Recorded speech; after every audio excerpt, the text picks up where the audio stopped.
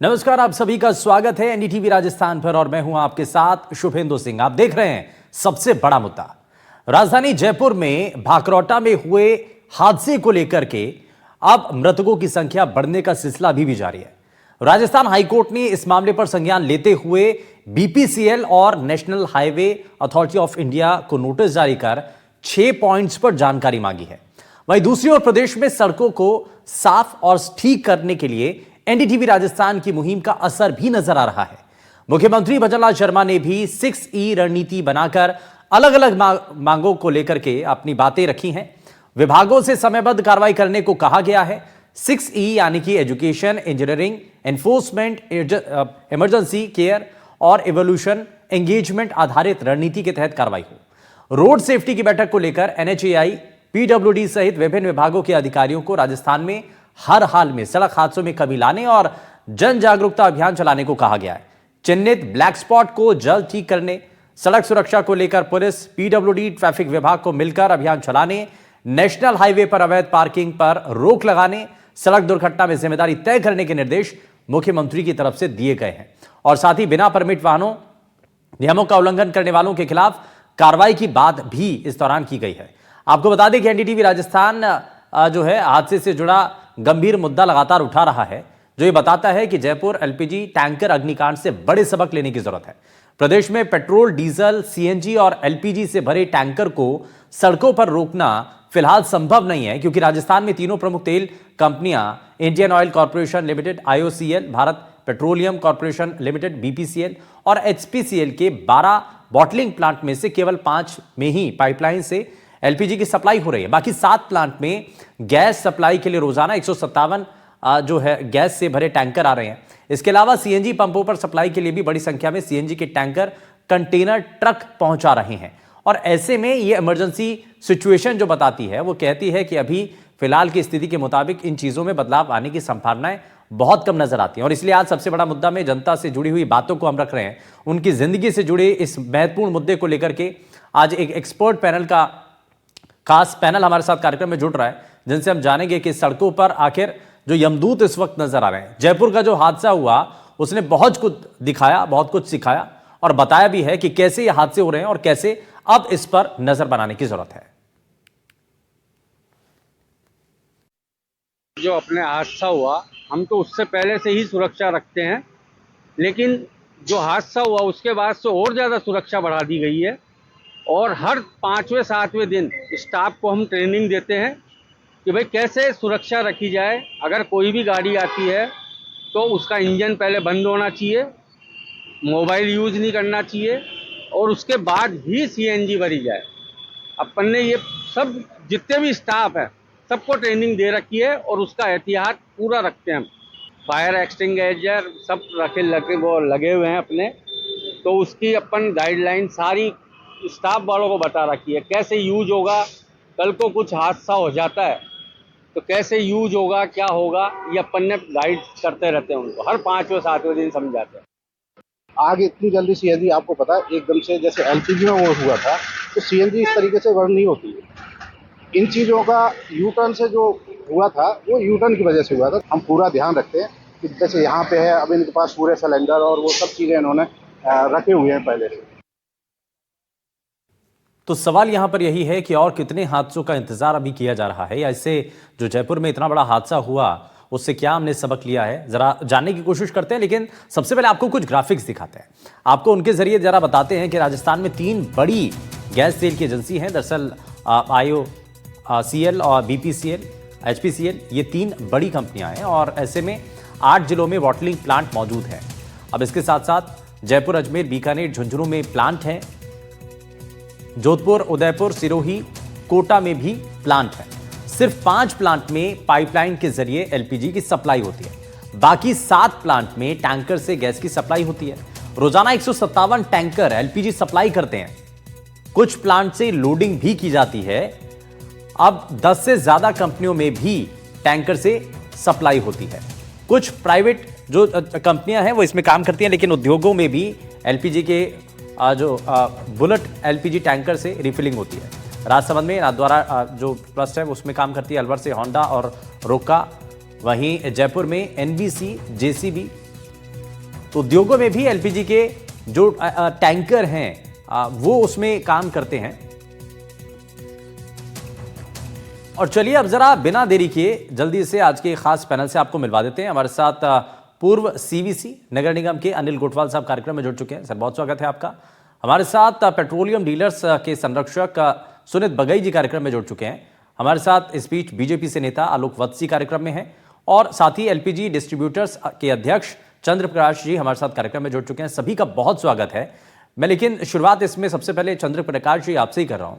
ये क्या नजर आ रहा है और अभी तक की जो तस्वीर देखने को मिली है, जो हालात जयपुर में हमने देखे, इस हादसे से हमें क्या सबक लेने की जरूरत है? और जो आंकड़ा भी बताता है कि भाई सड़क पर अगर एक एलपीजी टैंकर में जो विस्फोट हुआ, जो धमाका हुआ, वो कितना खतरनाक था।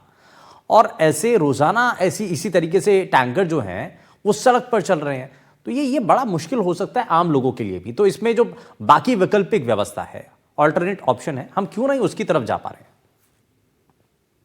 नमस्कार।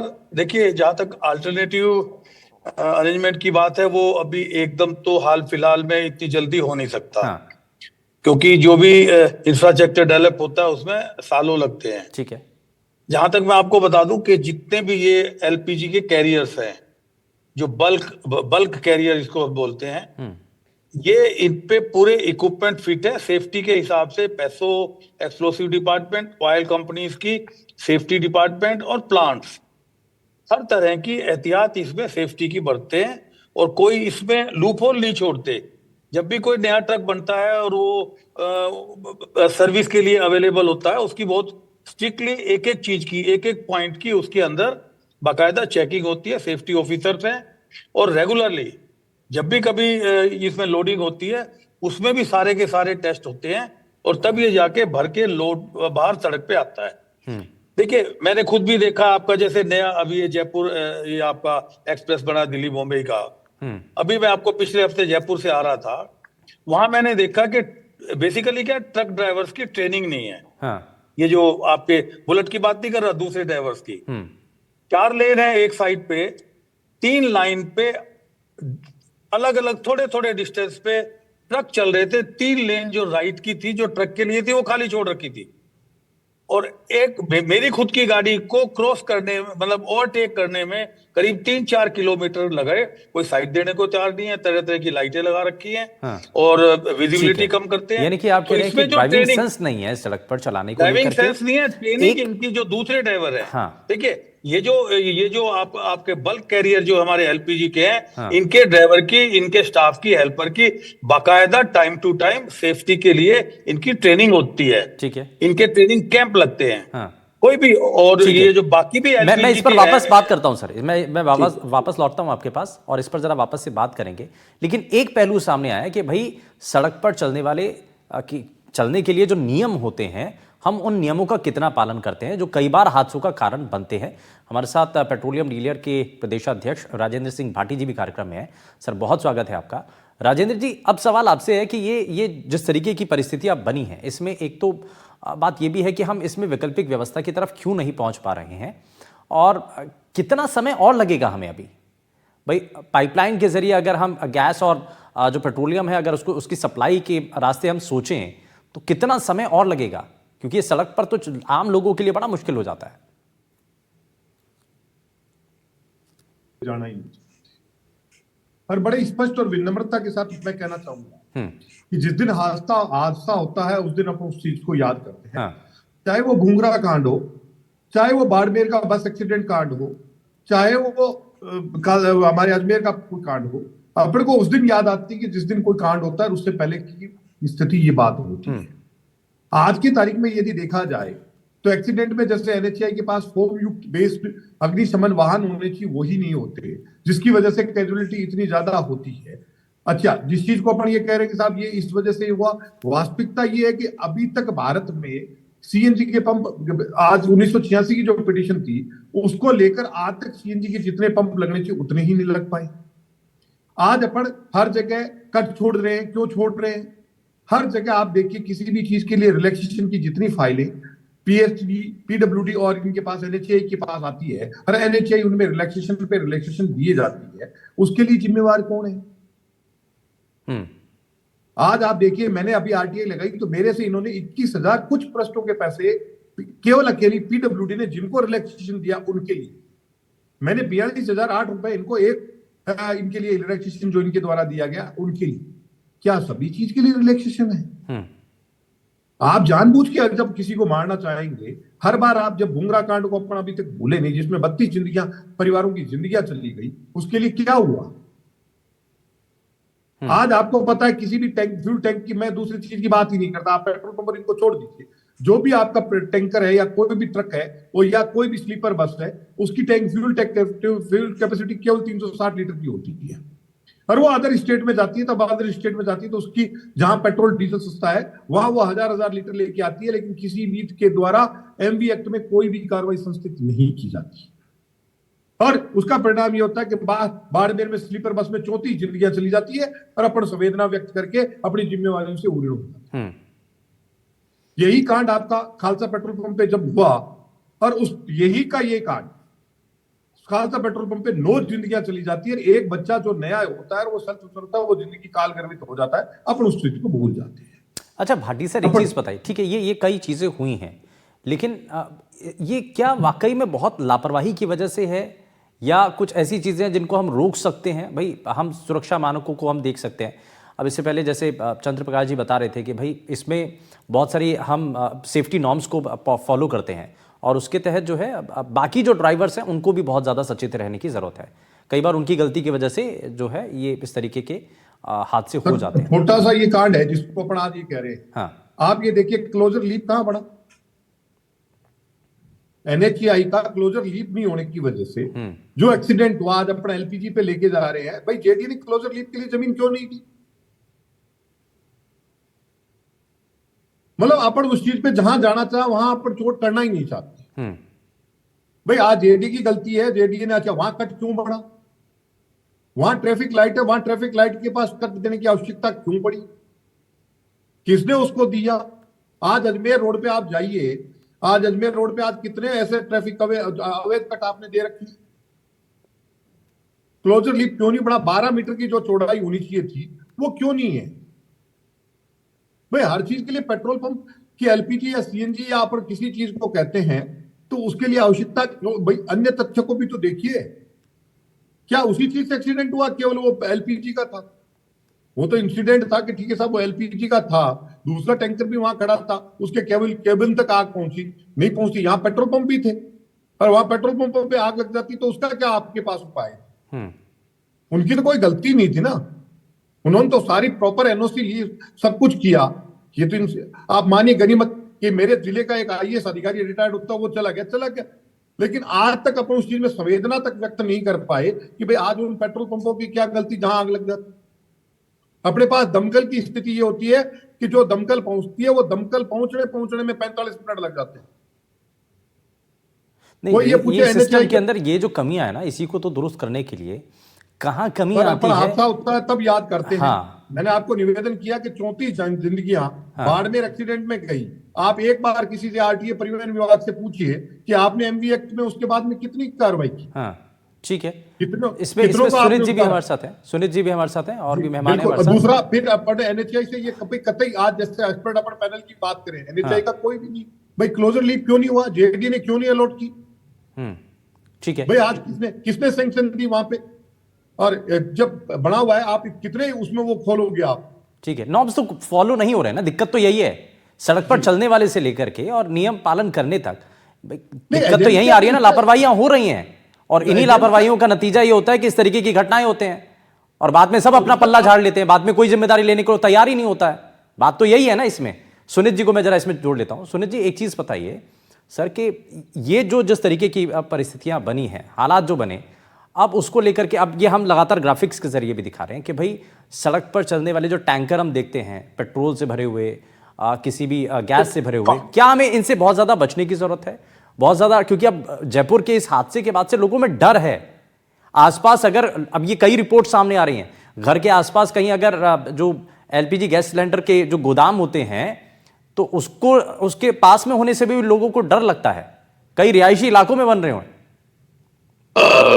नमस्कार, मैं आपको बताना चाहूंगा कि आज के टॉपिक पे मैं NHAI और पेट्रोलियम उत्पाद के बारे में ही चर्चा रखूंगा।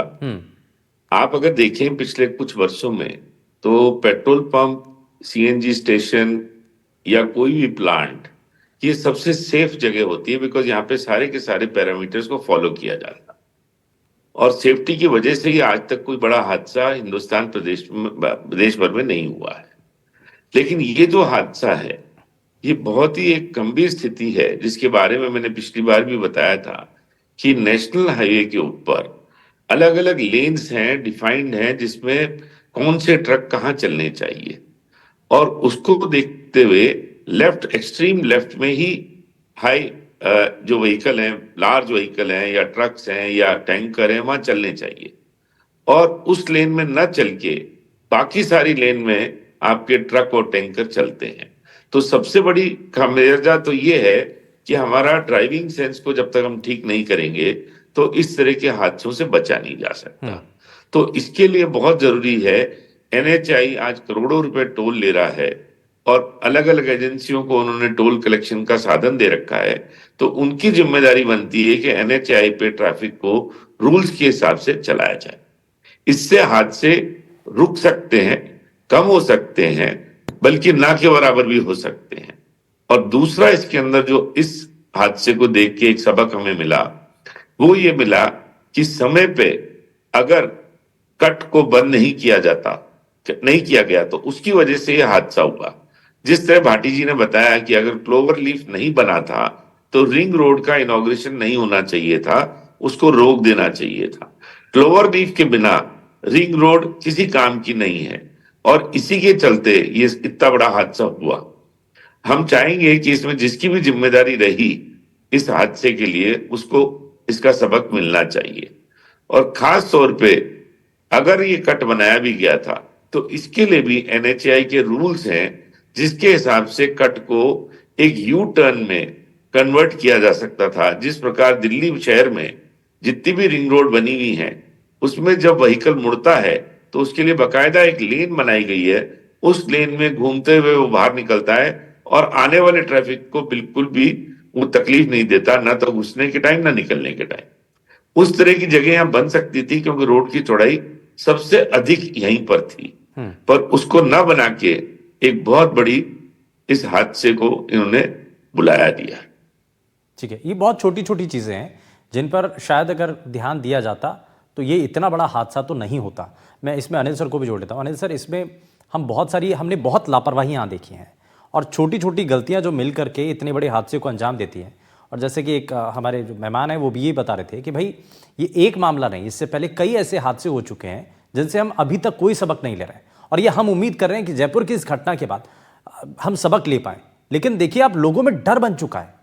मैं बता रहा हूँ कि कई रिपोर्ट्स अब सामने आ रही हैं, रिपोर्टर्स तक लोग पहुँच रहे हैं, हमारे जो संवाददाता हैं उन तक बता रहे हैं कि भाई हमारे घर के आसपास ऐसा है और हमें जो है गोदाम के पास रहने में डर लग रहा है। पहली चीज़ तो ये भी है कि रेजिडेंशियल एरिया के अंदर इतने बड़े गोदाम की ज़रूरत क्या है, और क्या वो परमिशन को लेकर के बात है, खैर। लेकिन दूसरी तरफ अब लोगों में डर भी है, जिनके पास CNG की गाड़ियां हैं तो वो चलाने में भी डर रहे हैं कि भाई अब क्या होगा, कहीं ऐसा तो नहीं कि कुछ हादसा हो जाए। ये बहुत बड़ा सवाल है। आने जी। देखिए शुभेंदु जी, ये बहुत अच्छा टॉपिक है, और आपने तो एक्सीडेंट के बाद में इसको उठाया है और कंटिन्यू कर रहे हैं, तो इसके लिए तो आपको साधुवाद और धन्यवाद। नंबर 1, यहाँ दो सेफ्टी के लिए हम चर्चा कर रहे हैं। एक तो क्या LPG और CNG या ये इनकी जो स्पेसिफिकेशन है उसके आधार पे इनके जो टैंकर बनते हैं और लाने ले जाने के जो इनके गाइडलाइन है, क्या ये उसको फॉलो कर रहे हैं 100%? नंबर 1। नंबर 2, जो रोड के ऊपर सेफ्टी होनी चाहिए उसके लिए जो अदर एजेंसी, जो अथॉरिटीज है, चाहे नेशनल हाईवे है, PWD है, पुलिस है, या वहां पर जो भी इस तरह की फर्स्ट एड उपलब्ध कराने की एजेंसीज, हेल्थ की भी आ जाती है, तो ये क्या सारी चीजें हम फुलफिल कर पा रहे हैं? रहा सवाल इसका कि ये अपन हाईवे के ऊपर जो एक्सीडेंट हुआ है उसको लेके शहर के अंदर भी जो ये आए दिन टैंकर और ये जो डेली रूटीन के अंदर जो घूम रहे हैं उसको लेके एक फोबिया और एक डर का माहौल पैदा हुआ है। क्योंकि शहर के अंदर जब घूम रहे हैं हाईवे पे एक्सीडेंट हुआ, लेकिन अब इसका डर जो फोबिया है वो शहर वालों को कर रहा है कि ये देखो दिन के अंदर टैंकर जा रहा है और ये ओपन जा रहा है या ये खुला जा रहा है, या चाहे वो नॉर्म्स के स्पेसिफिकेशन के अनुसार अपने वो हो, लेकिन उसके अंदर जो ड्राइवर बैठा है उस ड्राइवर का ड्राइविंग लाइसेंस हमने कभी या कोई उसका चेक किया, या उसकी नॉर्म्स को, वो ट्रैफिक रूल्स को फॉलो कर रहा है या नहीं कर रहा है? ये दोनों एक मिक्स वो है, एजेंसीज अलग अलग है। लेकिन हाँ, हमारे को एलपीजी गैस एजेंसीज के ऊपर जो आपने आज सब्जेक्ट उठाया है, क्या हम ऑल्टरनेट नहीं दे सकते? बिल्कुल दे सकते हैं। जयपुर के अंदर, शहरों के अंदर अंडरलाइन जो पाइपलाइन के तहत जो एलपीजी दी जा रही है वो दी जा सकती है, तो इसको क्यों नहीं उठा रही है सरकार? सरकार कहीं से तो शुरुआत करेगी। हाँ, उसकी लागत इंफ्रास्ट्रक्चर में ज्यादा आएगी, लेकिन आने वाले समय में वो ये जो ट्रांसपोर्टेशन का खर्चा है उससे भी आधे में हमारे को घरों पे मिल जाएगी एलपीजी। हाँ। ये भी देखने वाली बात है। तो हमने क्या इस और हम कदम उठाएंगे ही नहीं, या मान लो साल 2 साल लगेंगे? रहा सवाल अभी ये क्लोवर लीफ का और इसका, मैं तो ये कह रहा हूं, इंडियन रोड कांग्रेस ने जो दे रखा है कि 2 किलोमीटर के पहले कोई भी कट नहीं बनेगा, और यहाँ जो ये डिमांड रही कि इसको चालू कर दिया गया और बिना क्लोवर लीफ के, तो वो नहीं होना चाहिए था। ये बिल्कुल सही बात है। तो मेरा ये मानना है कि हम अपनी जिम्मेदारी को ये समझे। क्या वो, अब आप ये देखिए, लोग बाग आज बात कर रहे हैं, ड्राइवर को पता लग गया और वो भग गया, ड्राइवर और खल्लासी दोनों। क्या उनकी जिम्मेदारी नहीं थी? क्या उनको ये नॉर्म्स में नहीं सिखाया गया था कि भाई ऐसा हो जाए तो आप किस किस को इन्फॉर्म करोगे? क्या कोई कंपनी को इन्फॉर्म किया उन्होंने? गैस लाइन को, मालिक को दे दिया, या क्या हुआ? उसके अंदर वो भग गया और वो तो सेफ हो गया और वो देख के चला गया। तो क्या उसके अंदर ऐसा कोई, आप ये देखिए छोटे छोटे से स्पेसिफिकेशन लिखे जाते हैं। और इस हादसे में सर कई लापरवाही हुई है, ये हर स्तर पर लापरवाही हुई है, और उसी का नतीजा है कि इतना बड़ा ये हादसा हुआ। हादसा हुआ है। अगर मान लो वो फायर ब्रिगेड को करता, या पुलिस को करता, 100 नंबर पे करता, हाईवे अथॉरिटी को करता, तो सबसे पहला वो आदमी था जो भाई। और दूसरा ये बताया भी जा रहा है कि आपको पहले से अगर कभी ऐसा परिस्थितियां बनती हैं तो उससे निपटने के लिए आपको ट्रेनिंग दी जाती है। तो उस ट्रेनिंग का क्या फायदा? जब आप वहां से चले गए तो उस ट्रेनिंग का फायदा ही क्या था? बात तो ये भी है उसका क्या फायदा?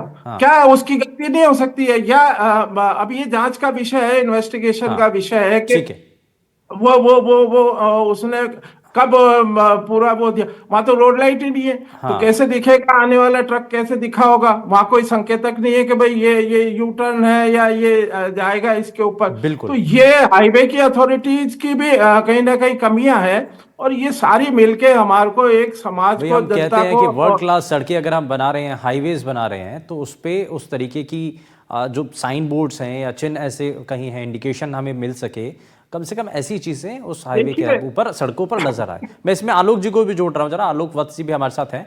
आलोक जी, जरा जल्दी से इस पर मैं जानना चाह रहा हूँ सर, सरकार इस पर अब तो डबल इंजन की सरकार है, बार बार यही तो कहा जाता है, और इसी उम्मीद में लोग चाहते भी हैं कि बड़ा बदलाव हो स्टेट में भी और सेंटर में भी। तो अब ये देखिए, छोटे से लेकर के बड़े तक, नीचे से लेकर के ऊपर तक, कई ऐसी गलतियां हैं जिनका खामियाजा हम देख रहे हैं तस्वीरों के जरिए, और पहली घटना नहीं है, इससे पहले भी कई बार इसी तरीके के हादसे हो चुके हैं। इस पर आपका जवाब, क्या करना चाह रही है सरकार? विकल्प क्या है?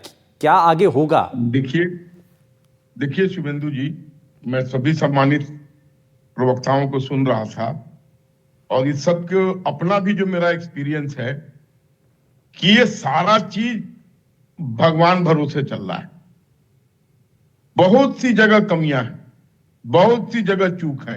और आप सोचिए कि अगर ये टैंकर भीड़ भरी रास्तों से भी गुजरता है, अगर वहां ये इस तरीके से फटा होता तो ये क्या क्या क्या होता वहां पे।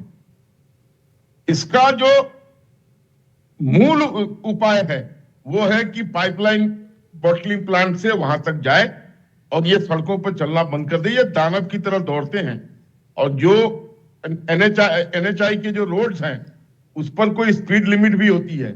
आप जब कभी इनको देखेंगे, मैं बहुत दफा गया हूं हाईवेज पर, कहीं कहीं एक शहर से दूसरे शहर, ये जिस स्पीड में दौड़ते हैं, ये एक दानव की तरफ दौड़ते हैं सड़कों पे। कोई इनके ऊपर अंकुश नहीं है। और जितने भी नॉर्म्स हैं सब चीज बुक्स में लिखा हुआ है, सारी जगह लिखा हुआ है, ये फॉलो कहीं नहीं हो रहा है। और अभी ये हादसा हुआ, कुछ दिन तक हम लोग इसका मातम मनाएंगे, फिर हाथ पैर झाड़ के बैठ जाएंगे, फिर दूसरे किसी हादसे का इंतजार करेंगे।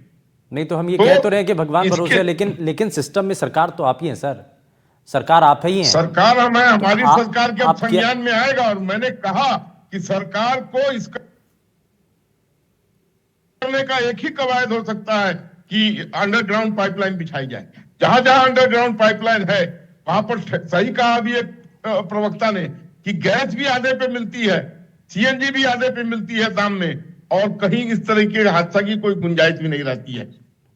हमारी सरकार आई है डबल इंजन की, निश्चित तौर पर इसको संज्ञान में लेकर, क्योंकि हम मानवता के पुजारी हैं, हम इसको संज्ञान में लेकर अति शीघ्र इस तरीके का कार्य करेंगे कि अब इमीडिएट का तो मैं नहीं कह सकता, लेकिन आने वाले भविष्य में शायद इसकी पुनरावृत्ति ना हो पाए। चलिए सभी से पूछ लीजिए, इसका जो फुल प्रूफ प्लान है वो अंडरग्राउंड पाइपलाइनिंग। हाँ, नहीं वो तो सभी को पता है सर, लेकिन करेगा कौन ना। अभी तक तो बात यही है, सब भगवान भरोसे चल रहा है। आप सही कह रहे हैं कि भगवान भरोसे ही चल रहा है, लेकिन इसमें सुधार लाना है तो इसमें तेजी के साथ। और अभी तक क्यों नहीं हो रहा है सर? इतना समय तो बीत चुका है, किस बात का इंतजार है? और हादसों का इंतजार? क्या पता, संभवतः वो कार्य चालू भी कर चुके होंगे, कुछ टेंडर वगैरह उन्होंने इनवाइट किए होंगे। I am not updated on this, लेकिन मैं पता करके बता सकता हूँ। ऐसा नहीं कि सरकार सो रही होगी और कुछ नहीं कर रही होगी। ठीक है, आई एम वेरी श्योर कि सरकार बहुत कुछ कर रही होगी। देखिए, जनता को बहुत उम्मीदें हैं, और इतने बड़ा जब हादसा हुआ है इससे बहुत सारे लोगों के मन में डर भी है और बहुत सारे सवाल भी हैं। खैर, बहुत शुक्रिया सभी खास मेहमानों का कार्यक्रम में शामिल होने के लिए, अपना कीमती समय देने के लिए। लेकिन सड़कों पर जो स्थितियां बनी हैं उस पर लगाम लगाने के लिए, व्यवस्थाओं को ठीक करने के लिए आपका योगदान बड़ा जरूरी है। यानी कि आप सड़कों पर नियमों का पालन जरूर करें जब भी सड़क पर चलें। यहां रुक रहे एक छोटे से ब्रेक के लिए बने रहिए एनडीटीवी राजस्थान के साथ। नमस्कार।